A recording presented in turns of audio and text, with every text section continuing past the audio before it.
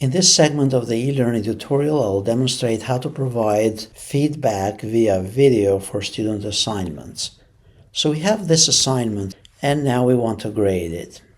So we go down and click on View All Submissions.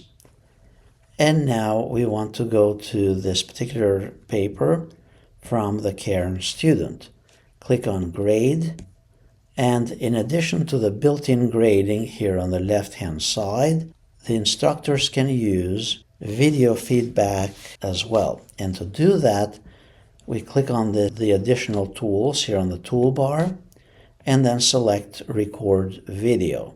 At this point, the system is going to prompt you to allow the camera and the microphone. If it does on the left, you'll click to allow them and then start recording, and then provide the student feedback via video. Then here we click on Stop Recording, then click on Attach Recording, and then your video feedback will be posted directly as part of this graded assignment.